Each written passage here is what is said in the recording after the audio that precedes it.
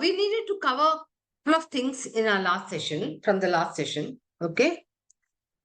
Anybody who recalls, just to pick up certain points, what were some of the things we talked about in the first session, yesterday's session?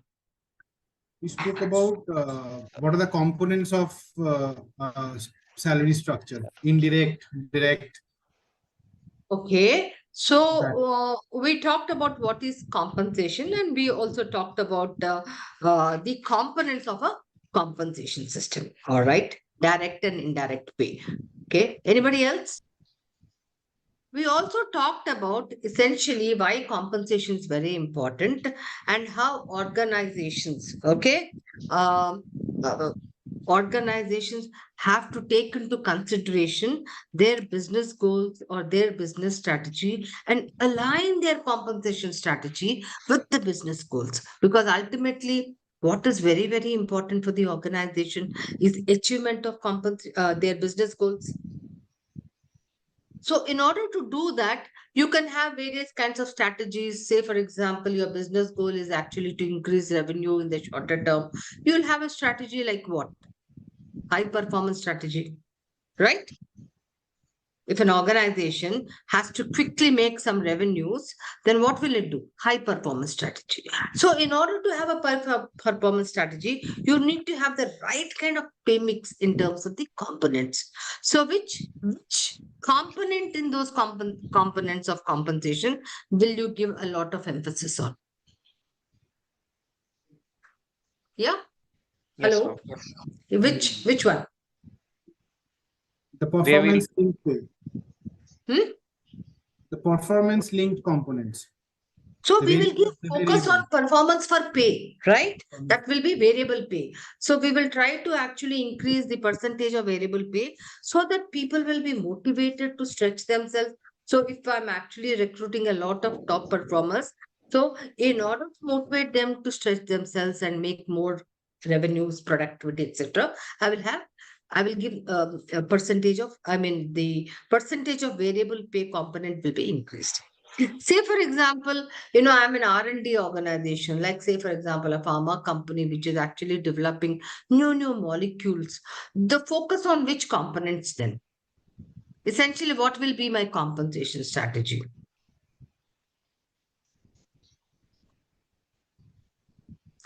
Yeah, guys? Ma'am, will be more focused towards base pay here because So essentially, what kind of a strategy I'll have? Retention strategy. So if I retention, don't sorry. actually retain my key people, those R&D people who will actually develop molecules, new molecules, it is not something that they can do quickly. It is not like sales revenue, right?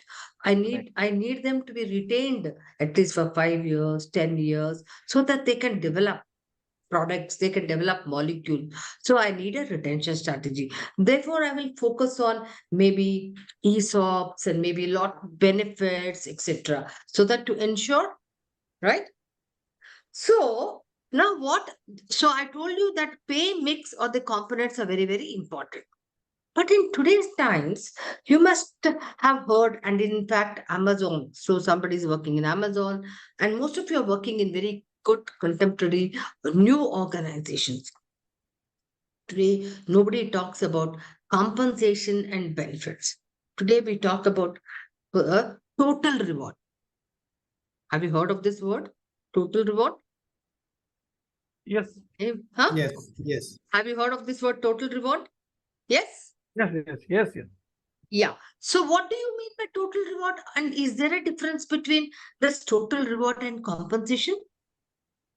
I don't know why I'm not able to see anybody here. Yeah, Yeah. also only total reward also comprise of the developmental aspect of an individual and the motivation you'll have apart from just the regular compensation and benefit. Okay. Okay. So, but why now? Why are we focusing more on total rewards as even for any, startup also will talk just total rewards. Huh? I do think so. So when we are using this word total reward, it has an approach. Now, just think. Traditional compensation system was focusing more on just salaries, base salary, variable base, or bonuses, right? Yes, ma'am. Well, they were focusing on that because the market conditions were very, very different. The dynamics of the markets were very different. There was not much of competition. Now, every organization wants to compete, wants to create a differentiation, etc. So, when you want to create differentiation, okay, who are the people who will who's the person who's responsible creating differentiation? Is it just technology? It is the people, right? Yes, ma'am. It is through people that you get strategic advantage. So therefore, if you are not able to attract and motivate and retain the right kind of people for your organization, then you lose out that competitive advantage. You lose out the differentiation. Got it? So in order to do that, now organizations are going much beyond because of this external factors, not just compensation like the traditional way. Okay, we're focusing on this much is your base salary, this much is your bonus. No, now we're focusing, it's a comprehensive approach to employee compensation and recognition that encompasses all aspects of both monetary and non-monetary. Okay, but why do you think this approach is more comprehensive and it is a strategic approach as compared to traditional compensation? Because it does not just limit itself with just salary, base salary, and bonuses. Okay, it has a wide range. It covers a wide range, both in monetary and non-monetary. But it also brings in what? Segmentation. It also brings in preferences to ensure that the employees are engaged. When I said segmentation, preferences, anybody, what did you get? I mean, to understand, what did it convey to you? Now we are not only focusing only on the that employee X zone or whatever. Millennials and all also comes into the picture. So from that perspective, the preferences of the compensation has to be taken in that aspect as well. It is not that, one solution for everything, right?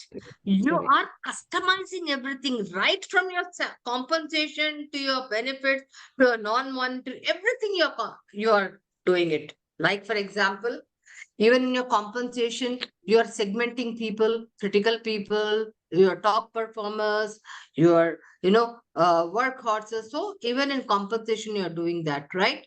In your benefits, are you customizing today? Yes or no?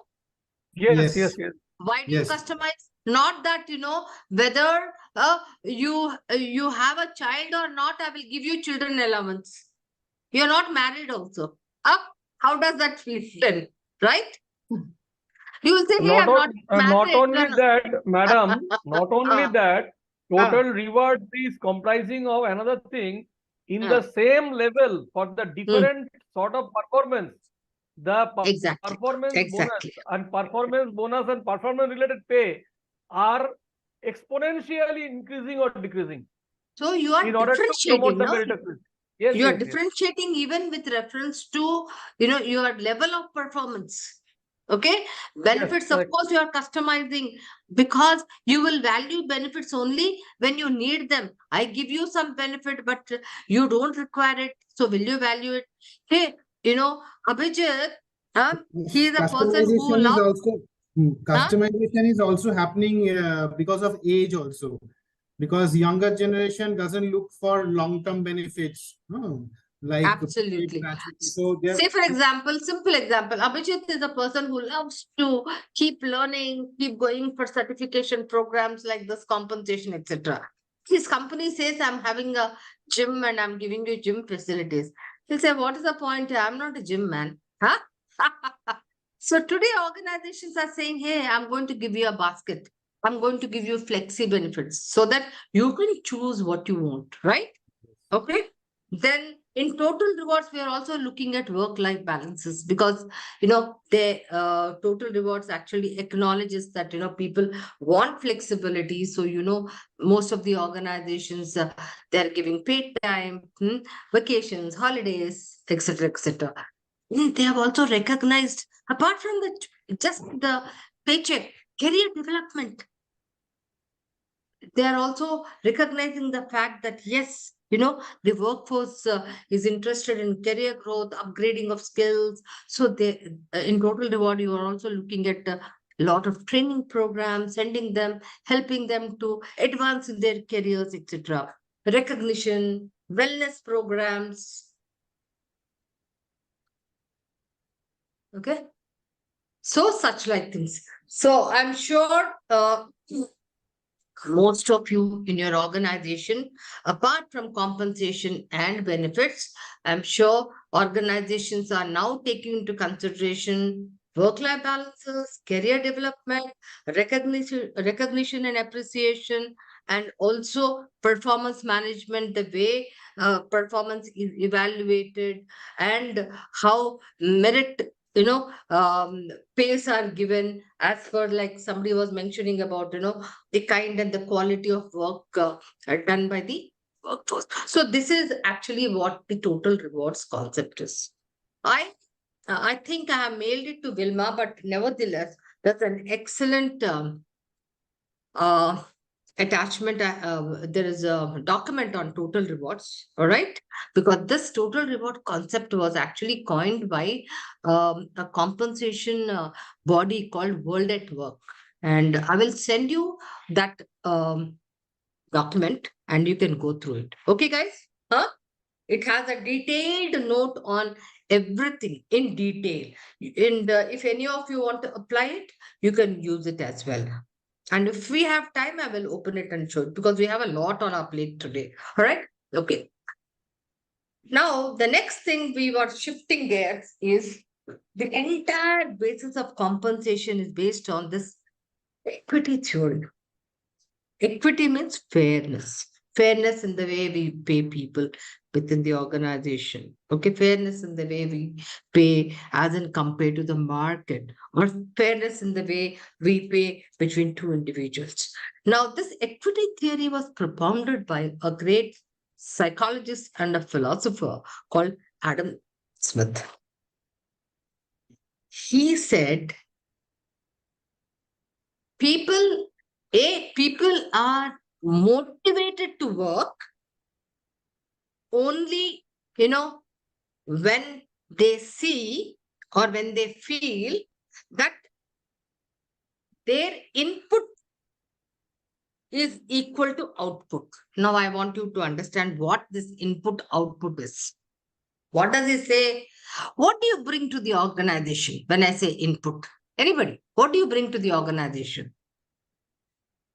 What do you bring to Our the time, our organization? labor, Knowledge, expertise, our Hmm? your knowledge. time, knowledge, labor.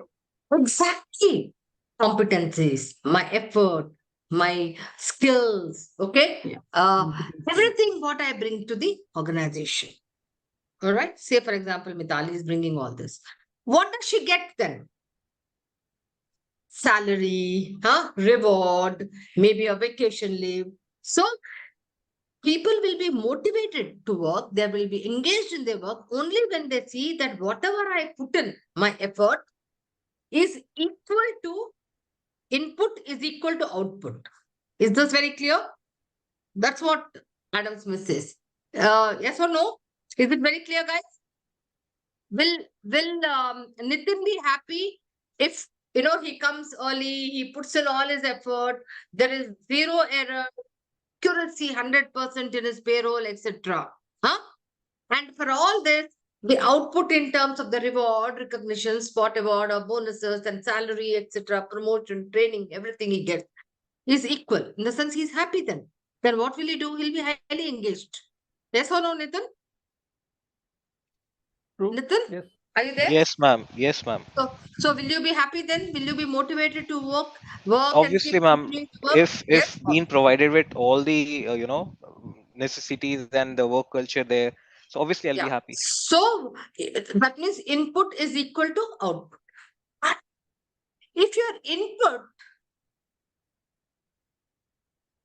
there is something like less or more in output, what will happen? Say, for example, your input is more, but output is less. Then what will you feel, Nitin?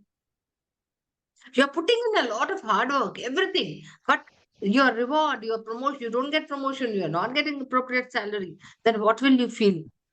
Demotivated. 2 days, Leaving huh? the company. How will you feel?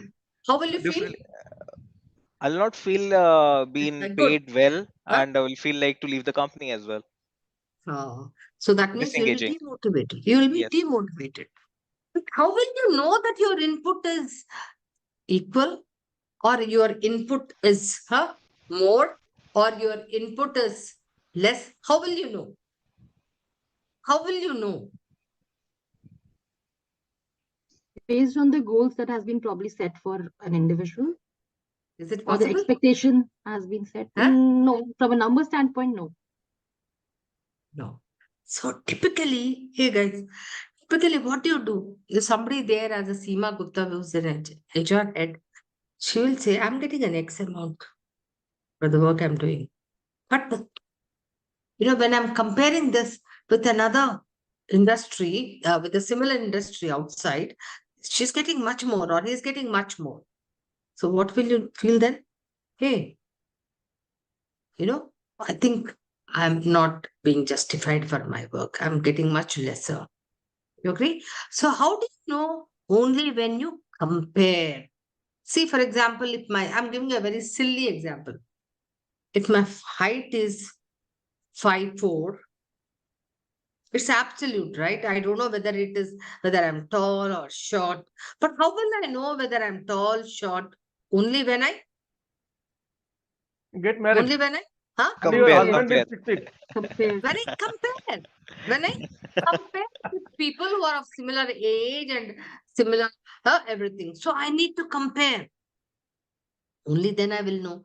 So therefore, the equity theory says that when I compare, okay, my outcomes, which is reward, with my input, with someone else. So when I compare it with whom?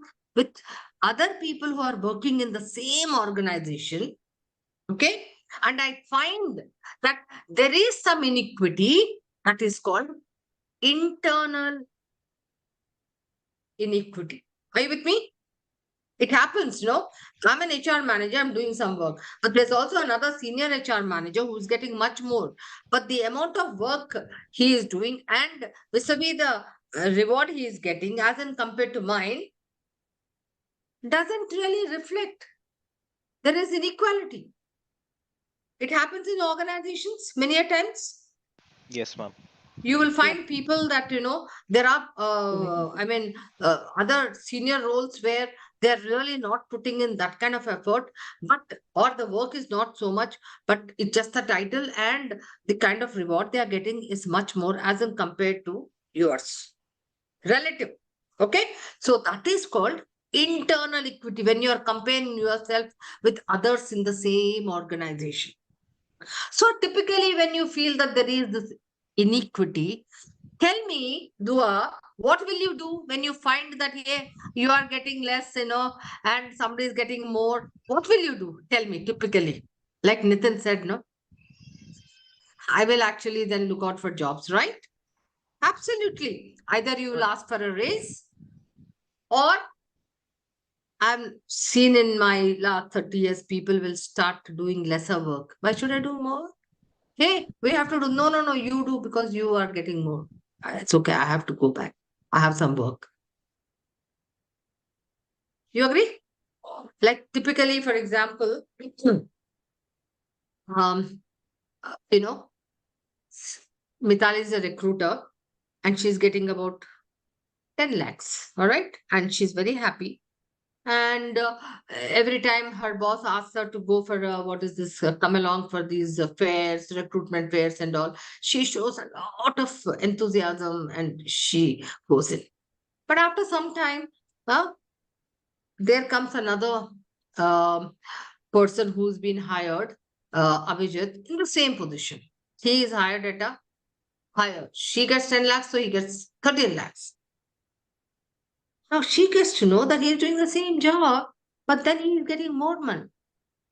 So the next time, the boss asks of her, so somebody is not well in my house, I can't come. Why don't you take him?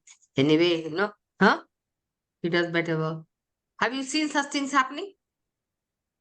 Yes, And another thing is that employees of ah, those who are existing employees working for the organization for several years, they ah, used to compare their salaries with ah. the new lateral recruits, suppose joining from the other companies, with the Hmm, same hmm. qualification, same In the competency, they same are getting position. share. Yes, Yeah, in the same position. They same are getting position because market has increased.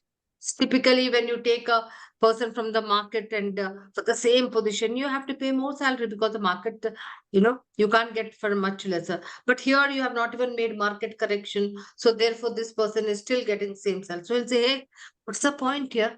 It's better to leave this organization because they are recruiting people at a higher salary, but they're not making any market corrections. We'll talk about it. That is called salary compression and what should organizations do. And if they don't do that, then what happens? What are the repercussions? Okay.